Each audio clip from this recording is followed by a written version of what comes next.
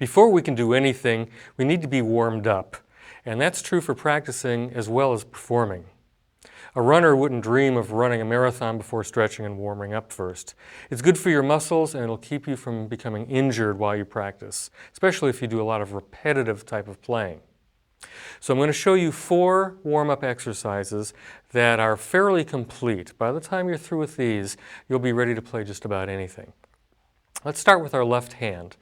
I call this the main squeeze exercise, and you're going to see why in a minute. The best way to learn this is just to follow along with me. We're going to start by placing our first finger on F, the first fret of the 6th string. Now, one thing about this exercise is every note we play, you're going to have to press almost as hard as you can.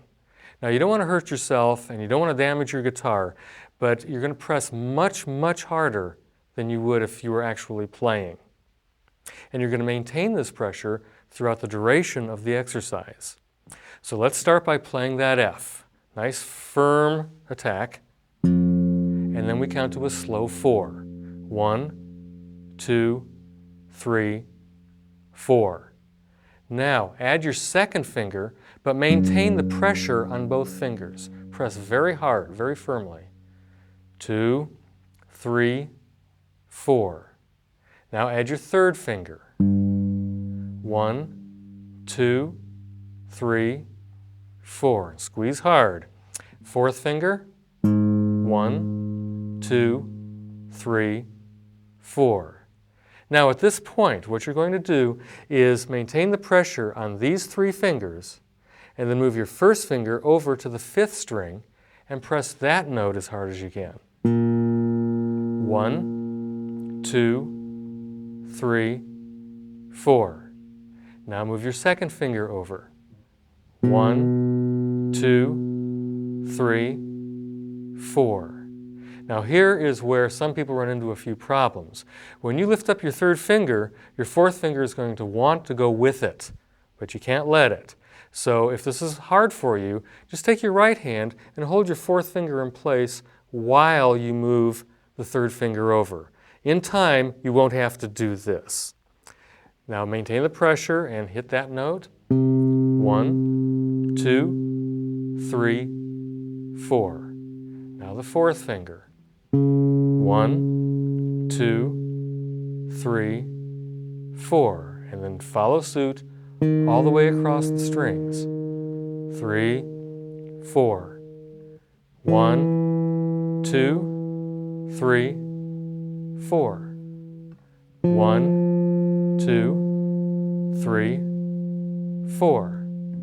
1, 2, 3, 4. You should be feeling this in your thumb anytime if you aren't already. Second finger. Remember to maintain that pressure. 3, 4. 1, 2, 3, 4. 2, 3, 4. 2, 3, 4. 2, 3, 4. 2, 3, 4. 2, 3, 4. 2, 3, 4.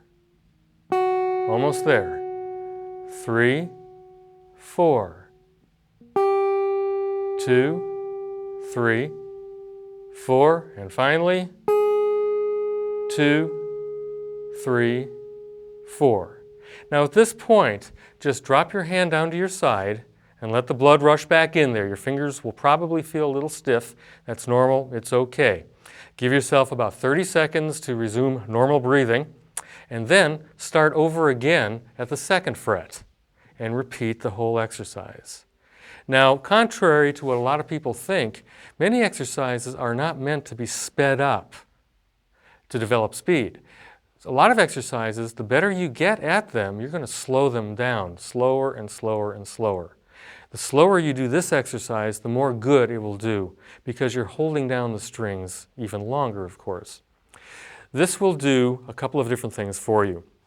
Obviously, it's going to build your strength in each finger, and it's going to encourage independence, finger independence, where one finger is doing one thing while other fingers are doing other things, which is obviously a requirement for great guitar playing. So I suggest at first you go through the first fret, give yourself a break, then go across the second fret, give yourself another break, and then go across the third fret. And for the first few weeks, that's probably plenty. Your hands may feel a little sore, but after a couple of days, they straighten right out and you'll just feel the strength. Eventually, it's a good idea to try and go as high as you possibly can on your fingerboard.